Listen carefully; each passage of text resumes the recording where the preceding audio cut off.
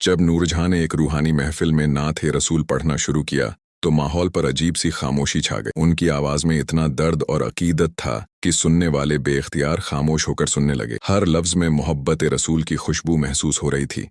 महफिल में बैठे लोग सर झुकाए और आंखें बंद किए उस आवाज को दिल में उतार रहे थे। ऐसा लग रहा था जैसे हर मिसरा दिलों को छू कर गुजर रहा हो। नूरजहां के लहजे में अजीजी और अदब साफ झलक रहा था और यही अंदाज सुनने वालों के दिलों को नरम करता जा रहा था।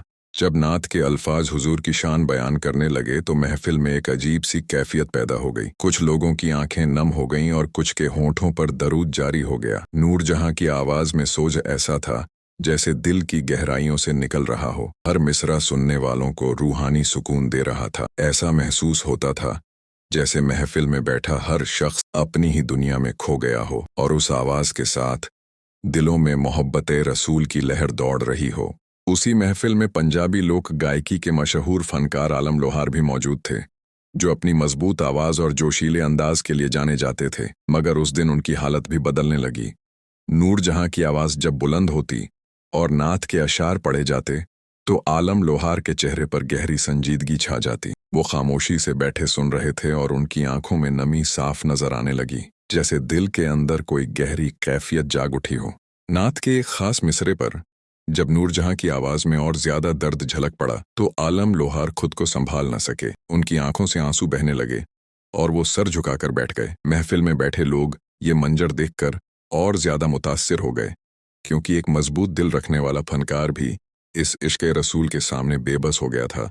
उस लम्हे महफिल में बैठे हर शख्स के दिल में अजीब सी तड़प महसूस होने लगी। महफिल में सन्नाटा सा छा गया और हर तरफ रक्कत तारी हो गई। नूरजहां की आवाज लगातार गूंज रही थी और लोग खामोशी से सुनते जा रहे थे। आलम लोहार कभी आंखें पोंछते और कभी सर झुका लेते, जैसे वो अपनी कैफियत को छुपाने की कोशिश कर रहे हों।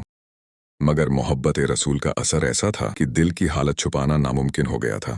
नात के आखिरी अशार जब पढ़े गए तो महफिल में मौजूद कई लोग आबदीदा हो चुके थे। नूरजहां की आवाज में दुआ और दरूद की कैफियत थी जो हर दिल को नरम कर रही थी। आलम लोहार की आंखों से आंसू जारी थे और वो गहरी सोच में डूबे हुए नजर आ रहे थे। ऐसा लग रहा था जैसे इस नात ने उनके दिल को अंदर तक हिला दिया हो। इस वाकये को देखने और सुनने वालों ने बाद में भी याद रखा, क्योंकि यह सिर्फ एक नात नहीं थी बल्कि मोहब्बत रसूल की वह ताकत थी जिसने एक मजबूत दिल के फनकार को भी तड़पा दिया था।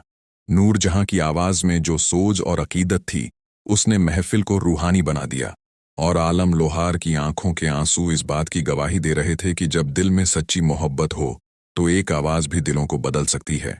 प्यार दोस्तों, नूरजहां की बहुत ज़्यादा नाते हैं। लोग आज भी उनसे बड़ी मोहब्बत और उनसे प्यार करते हैं।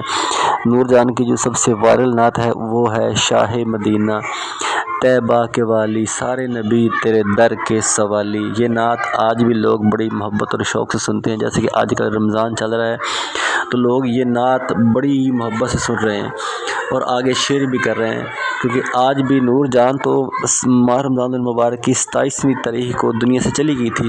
उन्होंने हज़ारों गाने गाए, लेकिन उनकी मौत इस रमज़ान के महीने में आई।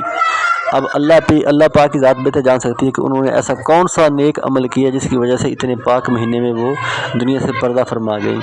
और लोग उनकी नातें भी सुनते हैं और उनसे मोहब्बत भी करते हैं और उनकी नातें शेयर भी करते हैं। उसकी बेशुमार नातें हैं। एक मैंने आपको बता दी, शाह मदीना तैबा यसरब के वाली सारे नबी तेरे दर के सवाली। यसरब नहीं कहना चाहिए, तो हम कहते हैं शाह मदीना तैबा के वाली सारे नबी तेरे दर के सवाली।